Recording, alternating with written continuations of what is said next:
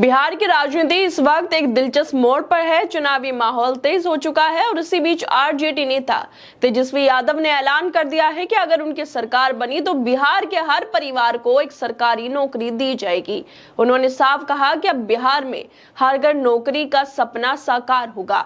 तेजस्वी की इस घोषणा ने चुनावी बहस की दिशा भी बदल दी है। अब सबकी नजर इस बात पर है कि जब प्रधानमंत्री नरेंद्र मोदी बिहार पहुंचेंगे तो वो किसकी बात करेंगे। क्या वो भी बिहार के युवाओं की बेरोजगारी पे कुछ बोलेंगे या फिर एक बार फिर ध्यान भटकाने के लिए पुराने मुद्दे ही दोहराए जाएंगे। बिहार का युवा आज रोजगार चाहता है, नारी नहीं। सालों से वादे सुनते सुनते थक चुका है।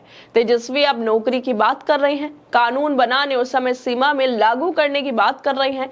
ऐसे में सवाल उठता है कि बीजेपी और प्रधानमंत्री मोदी बिहार के लोगों की असली जरूरतें, शिक्षा, रोजगार और विकास पर बात करेंगे या फिर इधर उधर के मुद्दे उठाकर चुनावी माहौल को मोड़ देने की वही पुरानी कोशिश करेंगे।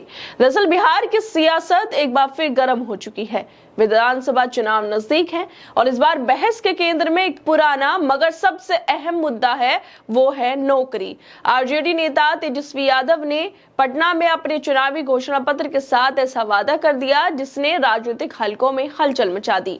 तेजस्वी ने कहा कि अगर उनकी सरकार बनी तो बिहार के हर परिवार को एक सरकारी नौकरी दी जाएगी।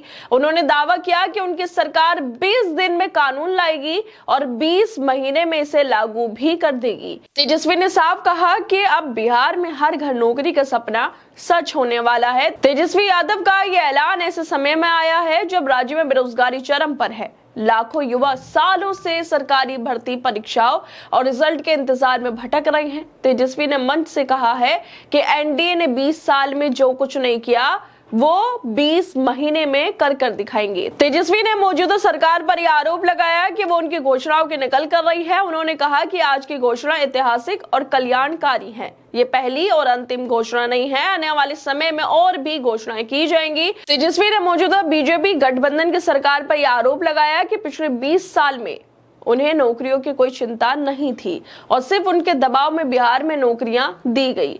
वर्तमान सरकार सिर्फ बेरोजगारी भत्ता दे रही है, नौकरी नहीं। बिहार में बेरोजगारी का दर्द इतना गहरा है कि हर गली मोहल्ले में इसका असर दिखता है। लाखों युवाओं ने तैयारी करते करते अपनी जवानी खपा दी, लेकिन नौकरी अब भी दूर का सपना बनी हुई है। ऐसे में तेजस्वी यादव का ये वादा लोगों को राहत दे सकता है, लेकिन देखना यह भी होगा कि नरेंद्र मोदी के वादों में कौन कौन से मुद्दे अब शामिल होंगे। तेजस्वी यादव का यह वादा बिहार के लोगों को एक उम्मीद दे रहा है, लेकिन अब सबकी निगाहें प्रधानमंत्री नरेंद्र मोदी पर टिक गई हैं। बिहार में जब जब चुनाव आते हैं, मोदी का चेहरा बीजेपी की सबसे बड़ी ताकत बनकर सामने आता है। बेरोजगारी अपने चरम पर है, युवा परेशान है और लोगों के मन में एक ही सवाल है, मोदी अब क्या वादा करेंगे। क्या वो भी रोजगार की बात करेंगे, नौकरियों की ठोस योजना बताएंगे या फिर हमेशा की तरह राष्ट्रवाद, घुसपैठ, विपक्ष पर हमले और योजनाओं के पुराने दावे ही दोहरा कर चले जाएंगे।